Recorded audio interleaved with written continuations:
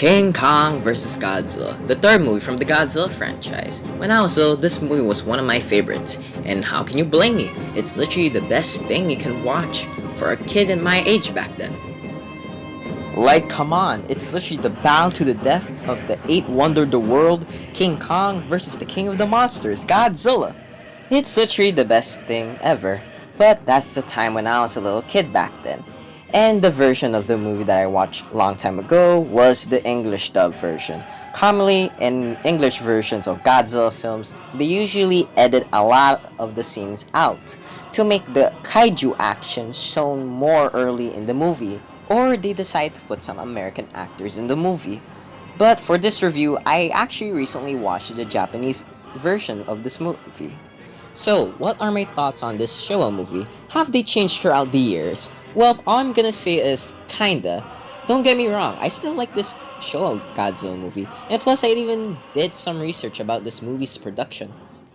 But to make this explanation very brief and easy to understand, before Godzilla vs. Kong was ever made, the creator of King Kong, Willis O'Brien, had an idea for another King Kong movie. That idea being his monster King Kong fighting the monster, not Godzilla, but the monster of Frankenstein, or Frankenstein's monster. While Willis O'Brien was still planning for his next King Kong movie, unknowingly, his idea was sold off to Japan. To be specific, his idea was sold off to the studio Toho. So you may ask, why did Toho decide to bought the idea of King Kong vs. Frankenstein? Well, it's because that time, the 30th anniversary for the studio Toho was coming very soon. So Toho was planning to celebrate that with a kaiju flick, specifically with Kong. Yes, that might be a surprise, but back then, King Kong was the popular monster in Japan. Now for Frankenstein. Frankenstein's monster was not a popular monster in Japan back then, so Toho decided to switch his role with Toho's own famous monster, Godzilla. And for Frankenstein, he later on gets his own movie throughout the Showa era, and he fought Baragon and a giant octopus, but that's another video for another time.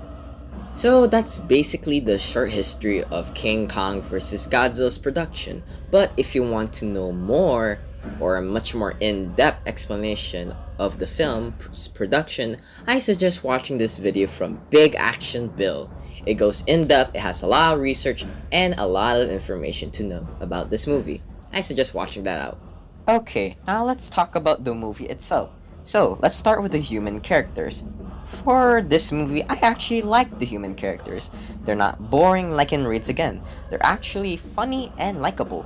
Like for example, Mr. Taco. He's literally the living embodiment of Japanese television culture back then. He basically is a greedy businessman, but a very funny one. He's very cartoony in the way he portrays his character. And another thing is, he's so greedy to the fact that he brought King Kong in Japan just to advertise his own television company. Yeah, that's how desperate he is for fame and greed. And plus, I also like the two main characters for this movie, Sakurai and Futija. They are very likable and funny human characters.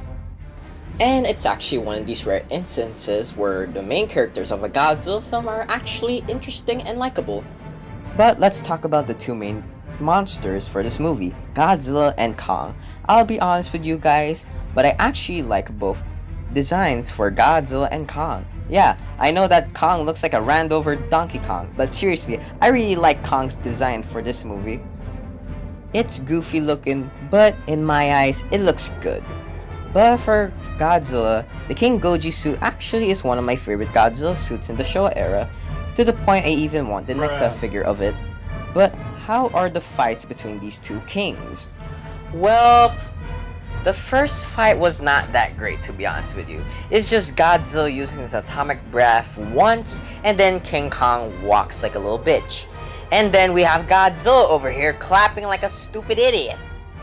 But at least for the final battle, they're actually fighting each other to the death. And yes, I really love this fight scene in the Showa era. Seeing these two monsters punching and kicking and throwing each other off the ground is very fun and entertaining to watch. So, my thoughts for this movie, I shall say you guys should give this Godzilla movie a watch. It has good human characters, a good story, and a lot of good kaiju action. Well, that's pretty much it. If you want to see more reviews or more videos from me, just hit the subscribe button and hit the notification bell. Well, see you guys next time, and next review is going to be Godzilla vs. the Thing. Well, it's obviously Godzilla vs. Mothra. But anyways, see you guys next time.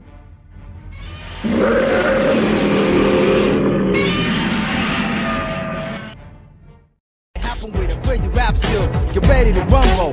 Now be the time, if you ain't know, now you know. Good luck, fellas. Do the impossible, see the invisible. Row, row, fight the power. Touch the untouchable, break the unbreakable. Row, row, fight the power. What you wanna do is what you wanna do. Just break the rule, then you see the truth. You see the truth, cheap, baby. Row, row, fight the power.